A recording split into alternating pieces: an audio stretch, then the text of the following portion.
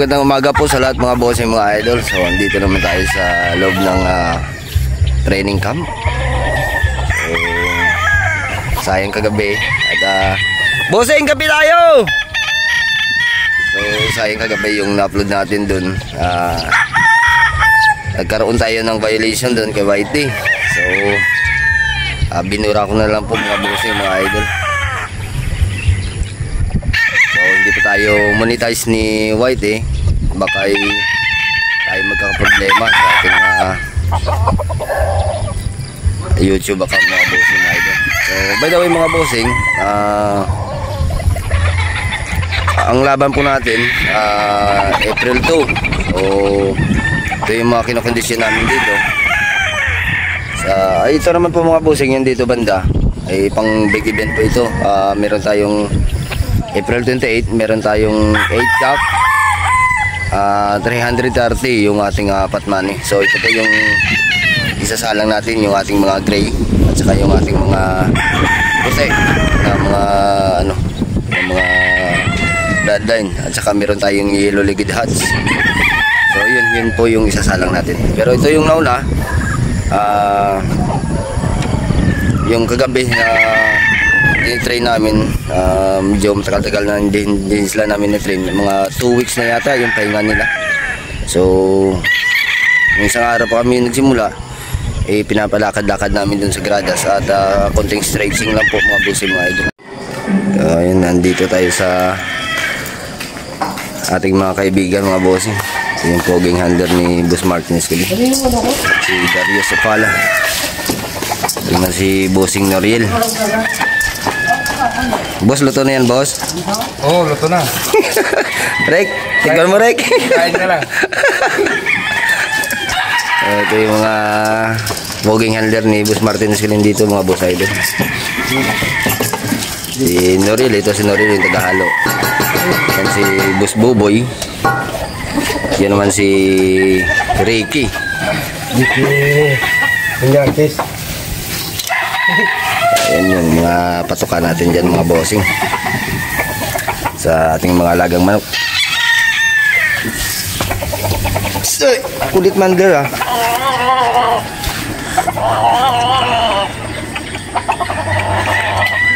Ayun, galing ng ating kaibigan mga boss idol, oh. Ayun, ang basketball So yung pakain namin mga boss idol ay maintain po yan ng 40 grams yung aming pakain sa aming mga alagang manok. So doon lang kami nag-a-adjust ang pagkain pag nag-pointing na mga bossing. So kung makikita nyo, ito kagabi yung sa ating doon na video na dinelete natin. So ito po sila kagabi mga boss idol, yung ating mga na-stretching kagabi, yung ating mga bulik white saka yung mga bulik gold. So titingnan natin to sa April 2. So nakaka-excite yung paparating na laban. So ito mga bossing ay ano po ito, bullstag. Isasalang natin sa kako. Kung magpansin dyan mga boss idol, yung kanyang kulay ng wingband ay kulay pink. So ibig sabihin kulay pink, last year na po yan mga bossing. Yung iba dito mga obsession. So yun po yung ating nilalaban. 6 cock po yan mga bossing, yung ating sasalihan. Ito meron tayong pangkulay dito na binabae. Yan po yung aming pangkulay dito sa cock. Kasi po mga bossing, hindi po natin maiiwasan, meron tayong makakalaban ng mga henny. So pagdating dun sa ibabaw ng rueda, mas sanay na po yung ating mga manok mga bossing sa henny. So ito isa sa mga pinaka-importante pagdating sa cock, meron kayo nito. Kasi sa staga na hindi naman available o hindi allowed yung mga henny. So pagdating ng sa cock, saka sila magagamit yung ating henny. So napaka importante niyan mga bossing sa cock. Meron pa tayong isa doon na hini din. Ayan po mga boss. Ayan po yung mga pangkulay natin. Ito naman, medyo malayo-layo pa ang laban nito, April 28. Ito sila yung gagamitin natin mga bossing. So, mamaya kunin natin to at ilipat natin dun sa flying pin natin. So ang kagandahan dito mga bossing sa ating flying pin, so pag umulan ay hindi sila mababasa mga bossing. Tsaka meron tayo dyang rope, so talagang hindi sila mababasa. Kahit saan ang guluman yung ulan at saka malakas na hangin, ay talagang komportable sila mga bossing. So ito yung isa din sa mga importante na meron tayo nito habang nagtitrain tayo mga bossing. Kasi yung hangin doon paggabi, dito malamig yung klima paggabi at saka malakas yung hangin. So dito kailangan yung mga manok natin habang sinitrain natin, siyempre stress na sila nun, paano pa paggabi na nasa tipi lang sila, so mas malakas yung hangin, so double stress nila. So kaya ito yung pinagawa ni Boss Martin, ganitong tipi. So kung mapapansin niyo dito mga bossing, konti lang yung kak namin, so wala kaming kak na dito. So yung laban namin dito mga bossing, kak lang talaga dito lang sa Manila rin na dun sa Rojas, wala na. So yan, sa mga nagsasabi dyan na ang damot namin sa kak, yan po mga bossing yung patunay na wala tayong kak. Ayan, kung mapapansin dyan, ilang piraso lang, hindi pa ata ito aabot ng 6 eggs ganyan lang yung kak natin. Yung nandun sa dulo mga winner po yun ng mga kak. So i-schedule yan kung kailan natin babalik din sa Rojas. Tsaka nandito mga bossing. Kung makikita nyo, bolstag pa yung ating lalaban ha. Kita nyo naman sa wing ban, yung prueba natin dyan tingnan nyo, kulay pink yan. Tsaka mga bossing, dun sa nagtatanong ano ba yung proseso namin sa pagpointing. So mga bossing, mga idol, yung proseso namin sa pagpointing ng manok 3 days before the fight, siyempre gumagamit kami ng Volpix KQ. So yung Volpix KQ na yan mga bossing, yung paggamit namin dyan 15 minutes tapos nilang kumain. Tapos every 2 hours dropping po kami. Yan po yung pinaka-importante dyan sa pagpupinting natin, yung dropping. So ano ba yung kahalagahan ng dropping dyan mga bossing? Bakit every 2 hours nagda-drop tayo ng ating mga manok? So ang purpose ng mga bossing mga idol sa pag-dropping natin, iwasin natin na siyempre nandun sila sa loob ng kulungan, nakaupo yung ating mga manok. So ewan ko ba kung anong tawagin dito sa amin, kasi siyempre Ilonggo kami, sila kumbaga isa-isang posisyon lang. At saka doon natin mamonitor yung ating mga manok about sa kanilang mga ipot, yung sa kanilang dumi. At saka mapapansin din natin kung dry yung ating manok doon sa kanilang balahibo. Yung makikita natin dry na yung kanilang balahibo. So gagawa tayo dyan ng mga remedy. Kasi yung importante dyan mga bossing, yung pointing natin. Dahil kahit anong klaseng pagpagalaw natin dyan sa ating mga manok, kung mag-error tayo dun sa pointing na tinatawag natin, dun po masasayang lahat ng ating pinaghirapan. So yun yung isa sa mga iniiwasan natin. About naman dun sa pagkain 3 days before the fight, 3 days before the fight yan mga bossing, sa pointing system na yan, nagka-carbo load kami. Tapos inaalis namin dyan yung mga greens na matitigas sa ating patoka, yung mahirap tunawin ng ating mga alagang manok. So yun po yung ginagawa namin mga boss. At saka kailangan yung ating lugar walang disturbo sa ating lalagyan ng mga manok. So yun yung iwasan natin mga boss idol. At saka control din tayo sa tubig ng ating manok mga bossing.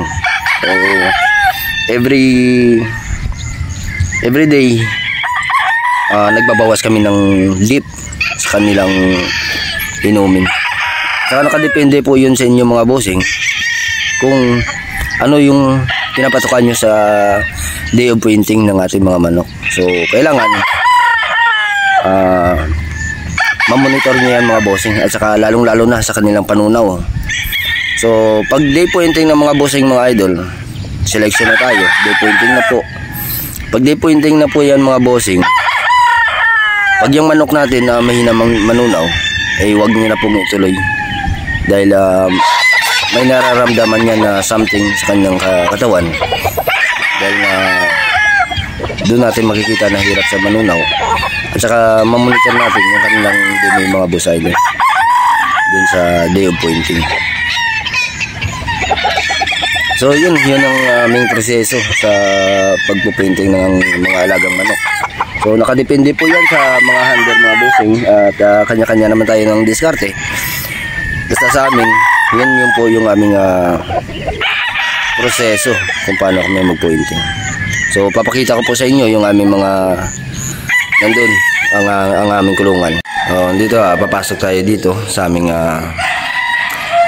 sa loob ng aming kung saan namin nilalagay yung aming mga alagang manok pag day pointing.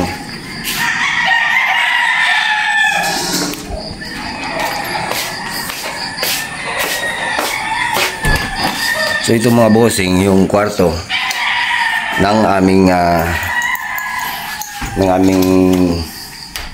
pahingahan ng aming mga manok. So ito po sila mga bossing.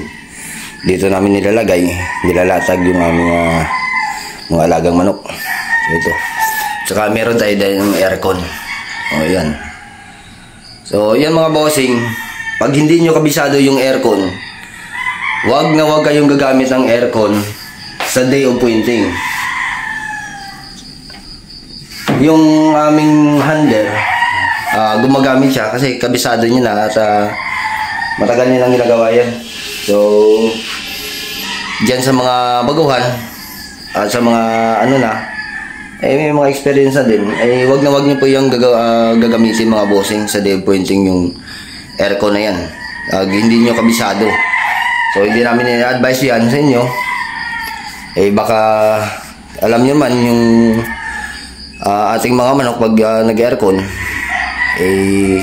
pag hindi kayo dyan marunong, dyan, isa pa yan mga bossing, magdadry yan yung ating mga manok. So di bali dito sa amin na kabisado na ng aming handler kung paano yan gamitin yung aircon. So yan mga bossing. At saka number 1 dyan mga bossing, sinasabi ko lagi sa inyo, kilalanin nyo yung manok nyo kung anong bloodline. Yan yung pinaka-importante dyan. At saka ito mga bossing, kagabi na-discuss ko na to, yung iba hindi pa nakita. Ito ba yung pagitan ng aming nilalagay na mga 3x3. So ito yung pagitan nila. So mapapansin dyan ng mga bossing, ang lalayo. So iniiwasan namin yan mga bossing, gaya nung sabi ko nung nakaraan, pag masyadong malapit ang ating 3x3, bawat manok sobrang lapit, doon po napapansin namin na doon nagko-cause ng gigiri yung ating mga manok. Saka isa pa dyan mga boss idol, over sa testosterone yung ating mga alagang manok. So yun po yung mga cause kung bakit sila gumigiri. So ang ginagawa namin dyan mga bossing, tinitingnan namin pag over testosterone sila, nilalagay po namin yan sa babae. Sobrang init na ng katawan, so kailangan nilabas yan mga bossing. So yun yan po yung aming ginagawa. Tulad nito, yan. O ilang step po ito mga bossing, yung pagitan namin sa isang step, 2, 3, 4 kalahati. So yan po yung pagitan ng aming 3x3. So yan po mga bossing mga idol. So kung maliit naman yung space nyo, pwede naman na tiyagaan na lang mga bossing. Ay kung makakalatag tayo ng 4, 3, dahil kulang tayo sa space, yan, tiyagaan natin mga bossing mga idol. So yun, kung susundin nyo yung aming proseso. Pero basta sa amin, yan po yung aming proseso mga bossing mga idol.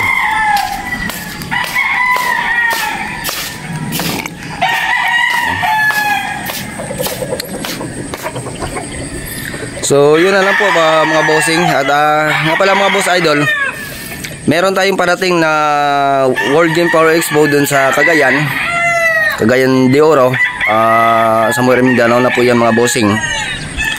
So sa lahat ng